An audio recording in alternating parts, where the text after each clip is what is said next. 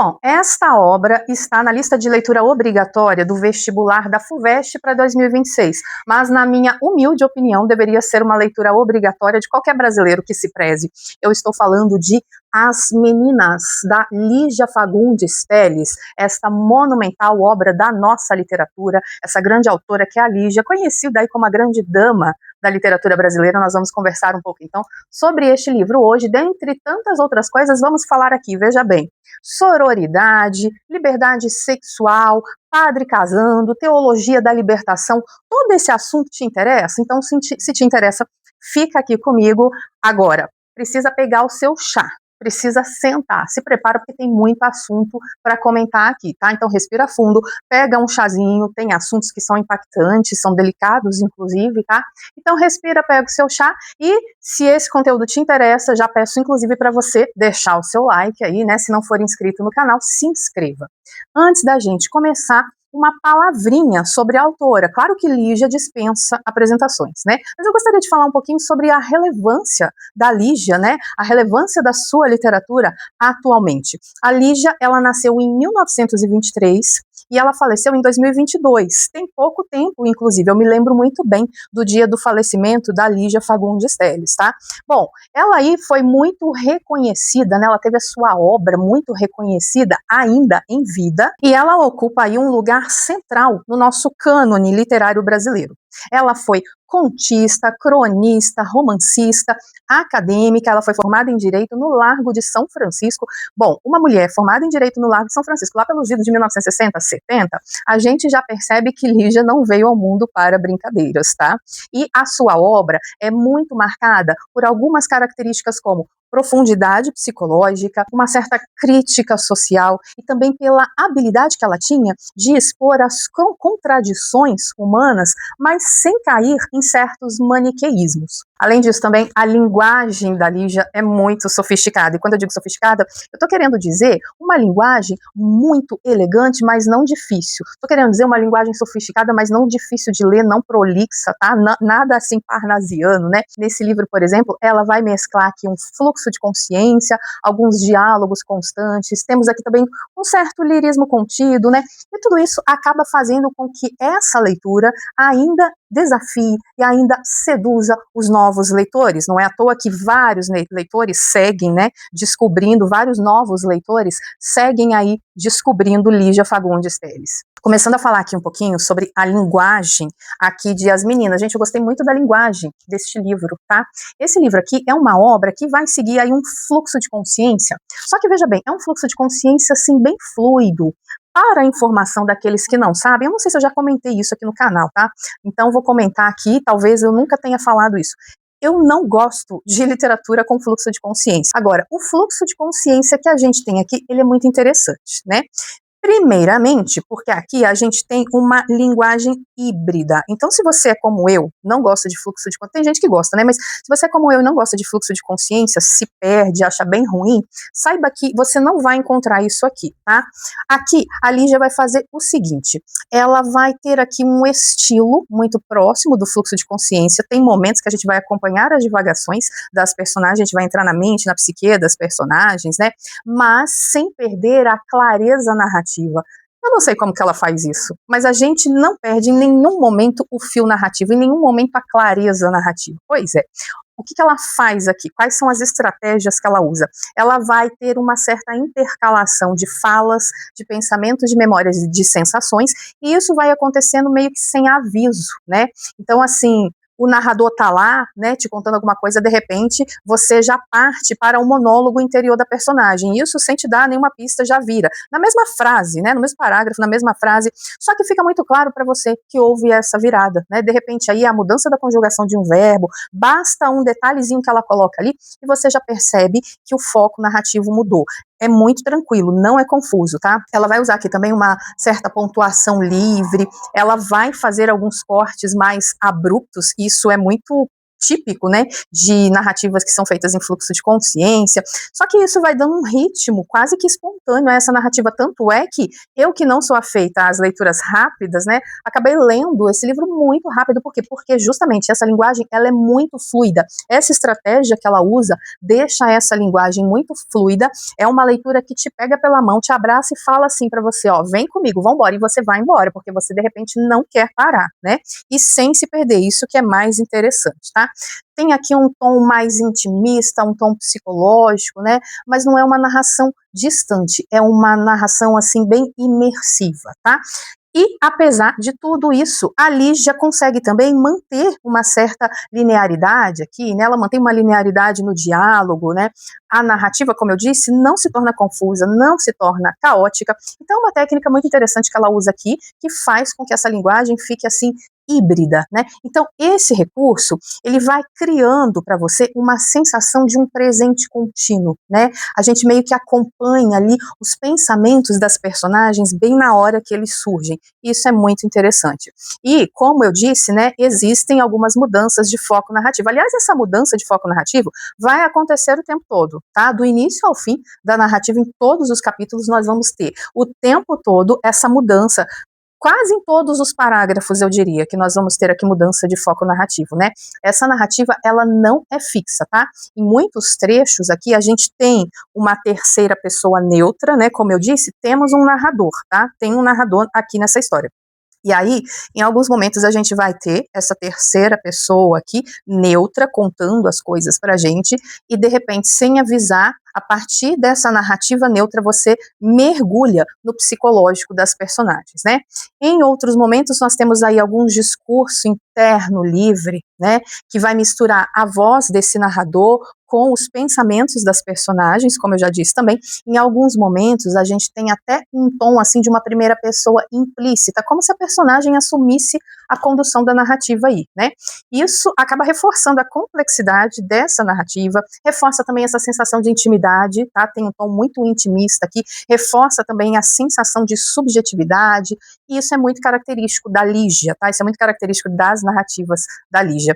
Ela adota aqui nesse livro um fluxo de consciência que não é puro, como o estilo James Joyce, ou então como Virginia Woolf, por exemplo, né?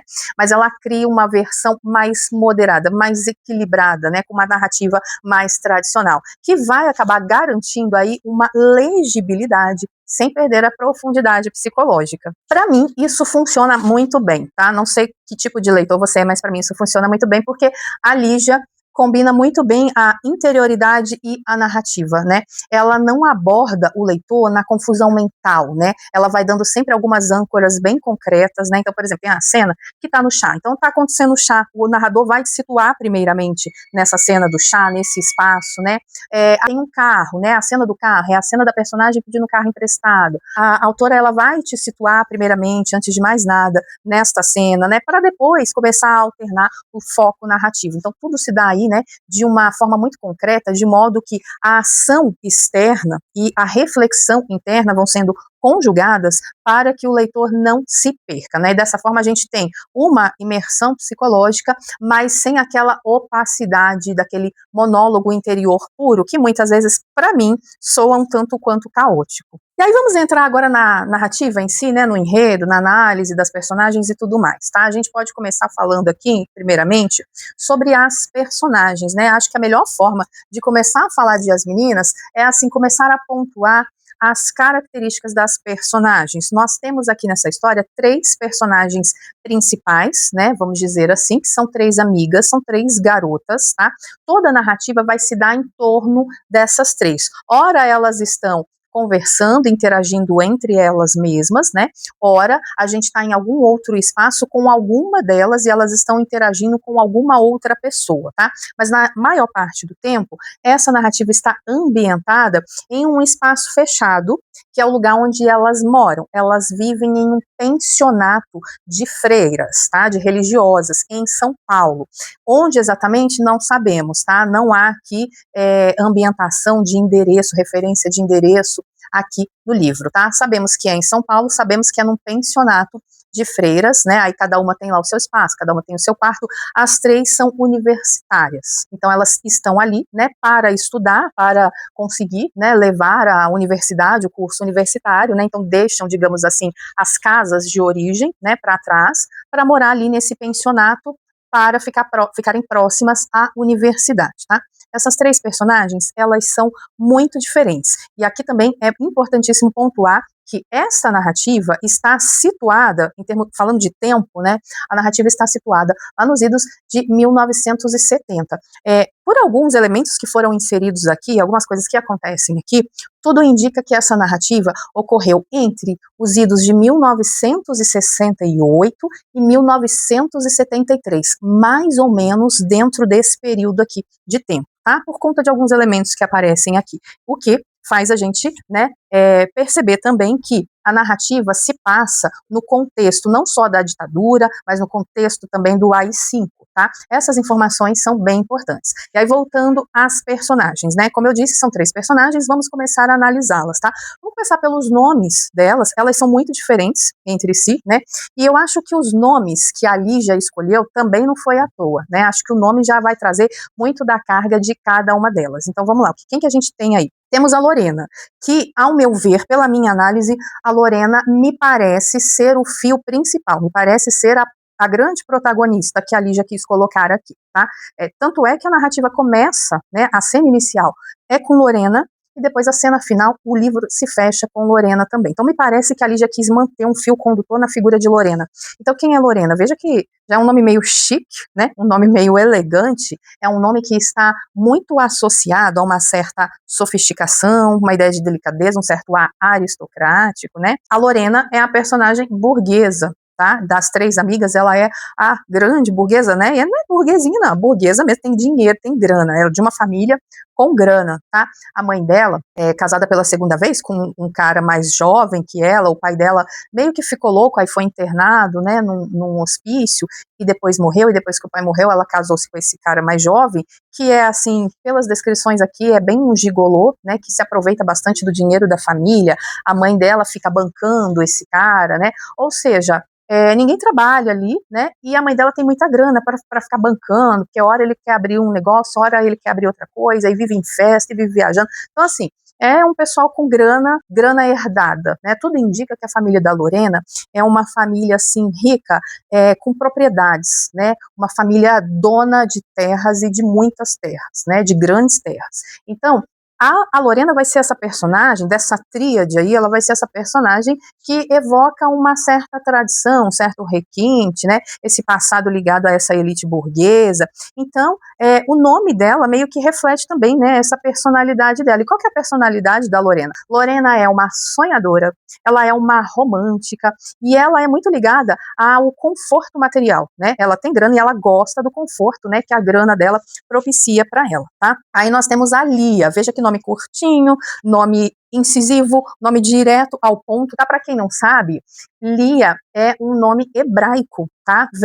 Vem da raiz hebraica, e Lia, no hebraico, significa cansada, significa trabalhadora, lutadora.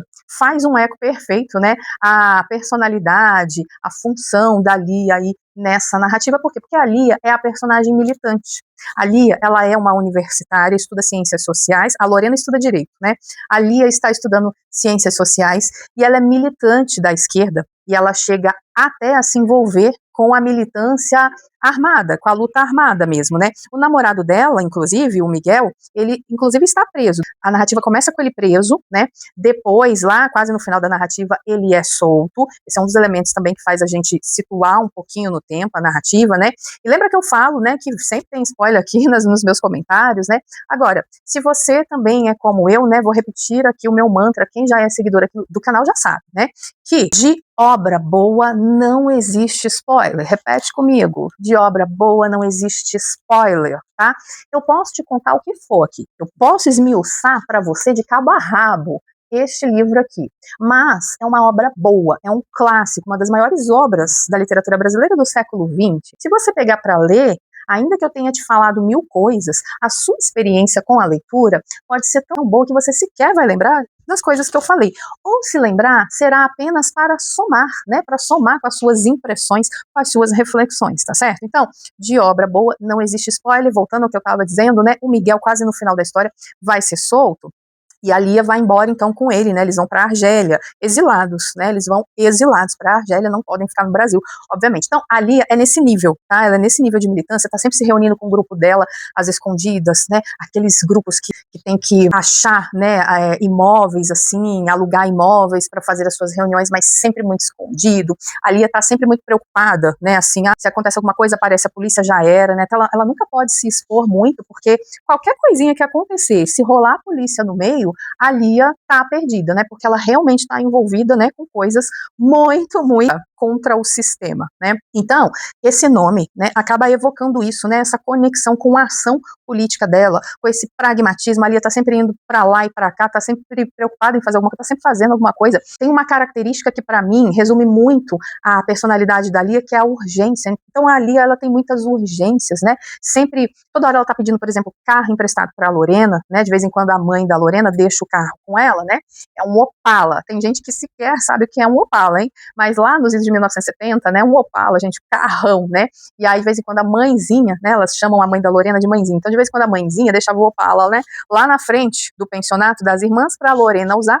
E de vez em quando a Lia pedia emprestado, Lorena emprestava, então ela tá sempre assim, ó, com muita urgência, eu preciso do carro, essa é a primeira cena, inclusive, da história, né, a Lia falando pra Lorena que ela precisa do carro pra amanhã à noite, é muito importante, é urgente, né, então a Lia tá aí, né, nessa militância, nesse combate, nessa luta armada e nessa urgência.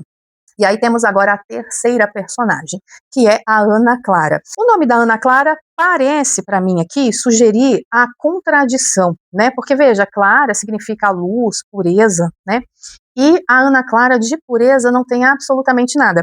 O passado dela é um passado, assim, gente, muito triste. É muito pesado ler, é pesado no sentido, assim, de tristeza mesmo. Ler quando ela começa a divagar, quando a gente está no fluxo de consciência da Ana Clara e ela começa a rememorar alguns acontecimentos da sua infância, né, é muito doído, é muito forte ler algumas lembranças que ela vai trazendo quando a gente está acompanhando a mente dela, né.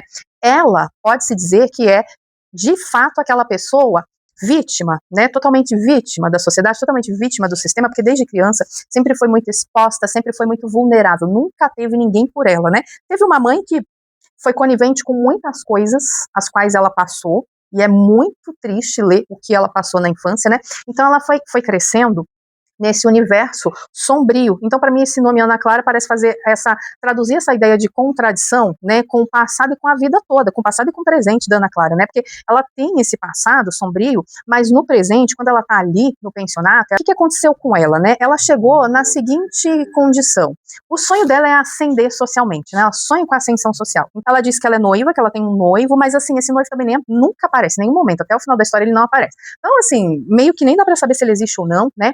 Mas enquanto ela diz estar noiva, ela tem alguns encontros furtivos, alguns encontros às escondidas com aquele que seria um amante dela, que é o Max, né? E o Max, ele é traficante, usuário de drogas, né? Portanto, a Ana Clara também, né, é uma usuária. E então, assim, a Ana Clara, ela está totalmente entregue à dependência química e também à prostituição, né? Ela é uma modelo e ela é descrita no livro como uma moça muito linda. Parece que ela é ruiva, né? Alta, com uma pele bem alva, com traços muito bonitos, né? E ela usa, ao que parece, essa beleza, esse encanto que ela sabe que ela provoca nas pessoas, né? Para tentar conseguir as coisas, né? Então é uma espécie, né, de prostituição. E no passado ela também precisou se prostituir, né? Então essa é a história aí da Ana Clara. Então nós temos aí, né, essas três personagens. A gente pode pensar que essas três personagens tão diferentes, né, que estão ali vivendo juntas e elas vão formar uma amizade, elas vão formar um vínculo entre elas, apesar das diferenças, né?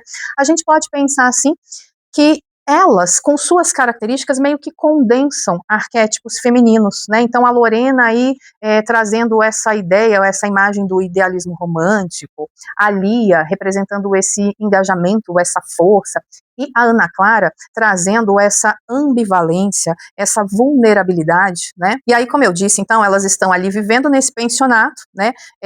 a maior parte da narrativa vai se dar dentro dessas dependências, dentro dos quartos das meninas. Então, ou elas estão interagindo umas com as outras, é a Lia que chega no quartinho da Lorena para conversar, para pegar alguma coisa emprestada, de repente a Ana Clara que chega. Tem raros momentos de cenas externas ao pensionato, né? E aí a gente vai acompanhar, de repente, assim, um encontro da Ana Clara com o Max, de repente, tem algumas cenas da Ana Clara com o Max, assim, que eles estão, ao que parece, ou num quarto de hotel, ou de motel, sei lá, né? Porque eles estão sempre se encontrando nesse lugar, né? E essas cenas também são, assim, um pouco incômodas. São cenas que acabam sendo um tanto quanto incômodas, porque a gente, enquanto ela tá ali nesse quarto com o Max, a gente acaba acompanhando o diálogo dos dois, né? E muitas vezes são diálogos que, quando você acha que você não tá entendendo nada, é porque não é pra você entender mesmo, porque daí aí você percebe, né, que são os delírios que eles estão tendo, né? Aí que você entende que eles se encontram ali para ter as suas relações, né, e também para usar as drogas. Então, de repente, você está ali acompanhando um devaneio, uma fala do Max ou da Ana Clara, acompanhando o fluxo de consciência da Ana Clara, mas aí você percebe que o negócio vai ficando sem pé nem cabeça, passou um anão ali, riu para mim, aí você entende. Então, assim, essas cenas, né, elas são um pouco perturbadoras, assim, né, elas tiram um pouco a gente do eixo, assim, e então, assim, uma cena ou outra acaba se passando, né, fora do pensionato, mas a maioria da narrativa vai acontecer ali dentro mesmo, na interação entre as meninas, né, ou as três juntas, ou duas, né. Agora, uma coisa vai acontecer o tempo todo, esteja numa cena fora do pensionato, né, de repente a Lia está se encontrando com seus camaradas de luta, né, num lugar lá, ou então, quando elas estão juntas ali dentro do pensionato, uma coisa não vai deixar de acontecer o tempo todo, independentemente de onde a cena esteja acontecendo, que é o seguinte: quando a gente vai para o fluxo de consciência, quando a gente mergulha na psique dessas personagens, a gente percebe que o tempo todo, não importa o diálogo que esteja se dando, não importa o que esteja acontecendo, não importa o que elas estejam fazendo uma com a outra ou uma pela outra, o tempo todo elas estão julgando uma a outra. Tem ocasiões em que o julgamento delas chega a ser verbalizado mesmo na cara da outra, né? Mas a maior parte do tempo, a maior parte da narrativa, e isso é muito interessante porque isso perpassa a narrativa inteira, do início ao fim, você tem essas meninas nos seus fluxos de consciência, nos seus monólogos interiores, julgando umas às outras mentalmente, o tempo todo, né? E aí, isso já é uma coisa que vai para além da técnica da linguagem da obra. Isso aqui já vai para além da técnica narrativa da Lígia, tá? Por quê? Porque isso aqui também tem uma função temática. O fato de elas estarem julgando umas às outras mentalmente o tempo todo, né? Isso tem uma função temática e tem uma função estrutural.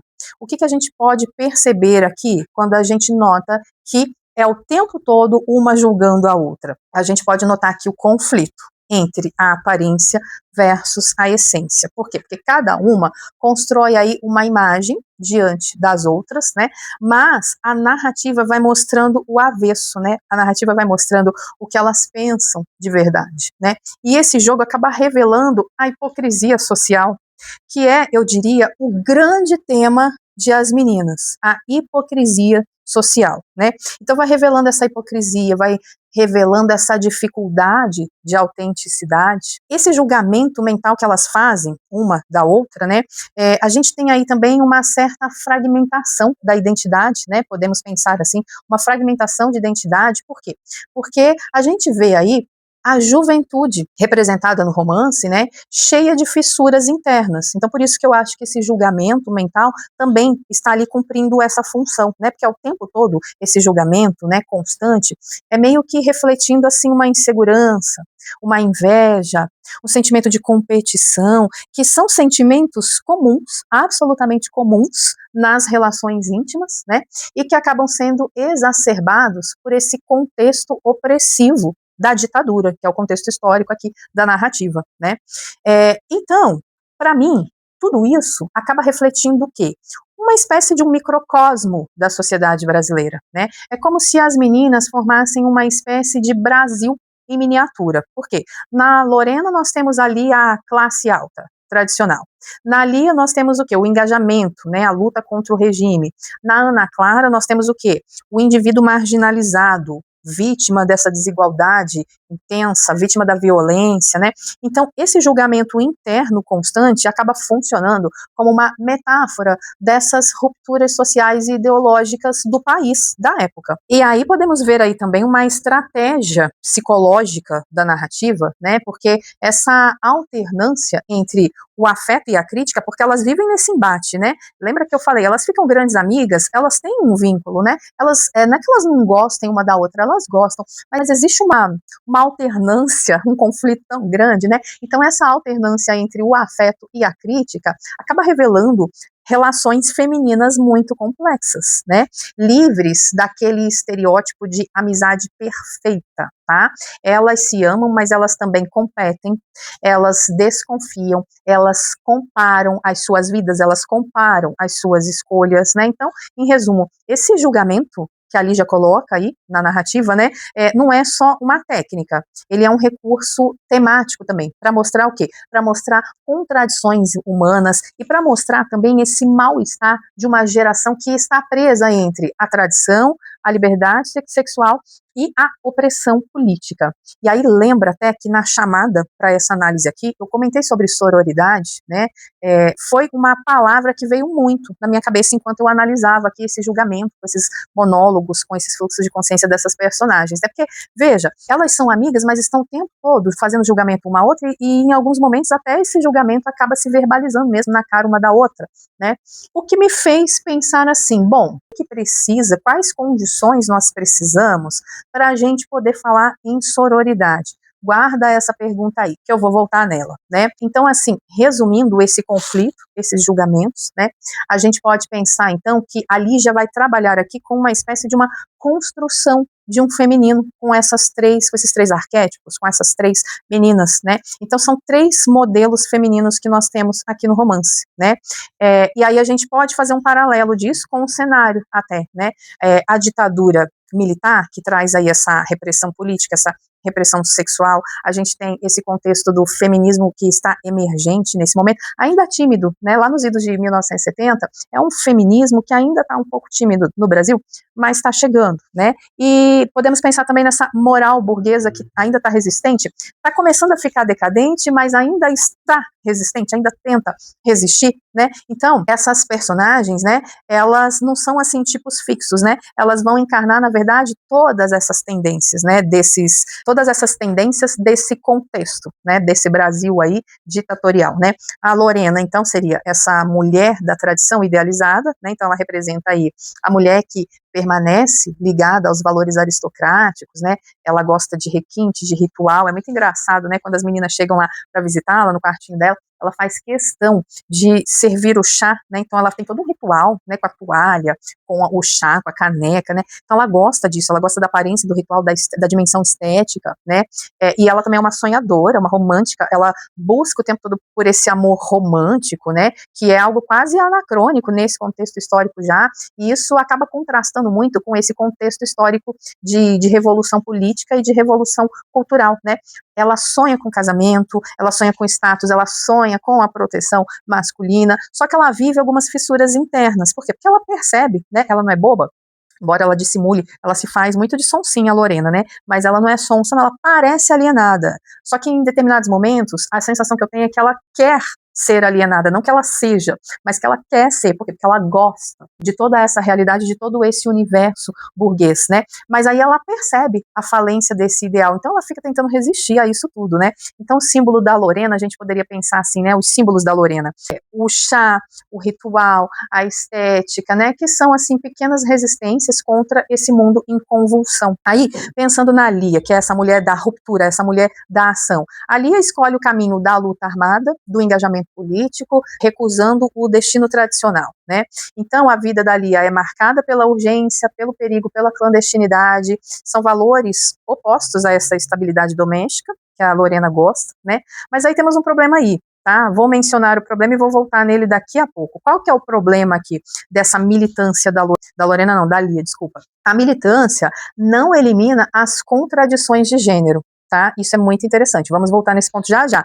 A Lia, ela acaba enfrentando um certo machismo dentro da própria esquerda, a qual ela faz parte, né? E aí as escolhas afetivas da Lia acabam levando Lia a uma solidão. Ela sofre de uma solidão afetiva aí, né? E aí o que a gente poderia pensar como símbolo da Lia? O carro emprestado. Ela está sempre pedindo carro emprestado, né? Que traz essa ideia de movimento, de transitoriedade, de uma ação sem raízes, né? E aí o que podemos refletir sobre a Ana Clara? Ana Clara é essa mulher vulnerável, essa mulher que é vítima da desigualdade, né? A trajetória da Ana Clara vai revelar a face mais cruel da opressão, né? Ou seja, o corpo explorado, a dependência química, a degradação social, né? E ao mesmo tempo, ela é a que mais performa a feminilidade sedutora. Por quê? Ela precisa disso para sobreviver, né? Então ela representa a mulher marginalizada, né? É interessante porque a Ana Clara ela representa uma mulher que não encontra espaço, nem na tradição, nem na militância. Então ela está numa espécie de um entrelugar, buscando a sua ascensão, né? E vai ter um destino bem infeliz. Lembra que eu dou spoiler, né? Qual seria o símbolo da Ana Clara? A gente pode pensar que o símbolo da Ana Clara, of course, né? Vai ser as drogas, os encontros furtivos, a busca desesperada por afeto e por reconhecimento. Então, em síntese, a Lorena tenta manter o mundo burguês intacto, a Lia busca a revolução e a Ana Clara afunda no colapso social. Então, as três trajetórias mostram a condição feminina num Brasil autoritário, onde nenhum modelo garante liberdade plena. E agora a gente vai falar um pouquinho sobre o internato, que é onde eu disse que se passa a maior parte dessa narrativa, né, se passa no internato. Então, o internato é esse espaço simbólico, né? É um espaço simbólico de clausura e de liberdade ao mesmo tempo, né? É um internato feminino, né? Gerenciado pelas freiras ali, é onde as meninas vivem. E esse internato, ele não é só um cenário, tá? Esse espaço, ele é bem metafórico. Por quê? Porque ele representa, de certo modo, uma clausura física, né? Ele é um espaço protegido, né? Supõe-se que um pensionato, né, de freiras é um espaço protegido, né? E também isola e controla as jovens, né? Então, de certo modo, protege, mas também evoca ali um certo rigor, uma certa disciplina, um certo controle, né? É um espaço de ambiguidade também, né? Por quê? Porque ele oferece uma aparente segurança, mas ele funciona como uma extensão desse autoritarismo vigente, né? Porque é cheio de regras, é cheio de vigilância, as irmãs estão o tempo todo, né? Assim, sondando, observando os movimentos que as meninas fazem, se elas chegam, se elas saem, né? Então é esse espaço de vigilância também, né? E ao mesmo tempo, é um espaço de resistência íntima, né? Porque apesar de toda essa vigilância, é onde as meninas trocam as suas maiores confidências, é onde elas sonham, é onde elas desejam, é onde elas tramam, né? Elas tramam muita coisa dentro desse espaço, né? Então, esse pensionato, ele é um símbolo de uma transição, ele é um entrelugar, né? É um entrelugar entre a casa, que seria o lugar de origem da tradição, e a rua, que é esse mundo real, esse mundo político, né? Então, o internato, ele é aí uma metáfora da sociedade brasileira também, daquele momento, daquele contexto histórico, né? Por quê? Porque é uma estrutura que quer manter a ordem, mas as tensões internas começam a explodir, né? Então, para dizer assim uma coisa bem bonita, né, para usar uma metáfora bem bonita, é como se ele fosse um útero e prisão ao mesmo tempo. Ficou bonito isso, hein? É um espaço que acolhe e que reprime ao mesmo tempo. E como eu já fiquei um tanto bom conversando aqui com vocês sobre esta obra, eu sinto que ela vai precisar de uma parte 2, né? Senão esse vídeo vai ficar imenso. Então eu vou terminar essa primeira parte por aqui e eu vou voltar em breve com a parte 2 da análise. Agora, não perca a parte 2, tá? Porque a parte 2 é onde a gente tem as maiores explosões, né? Na parte 2 é onde você mais vai precisar tomar um chazinho comigo, tá? Vou encerrar aqui tomando meu chazinho, porque eu já vou para a parte 2 aqui na gravação, tá? Então, não perde a parte 2, já maratona as duas aí. Eu volto daqui a pouco.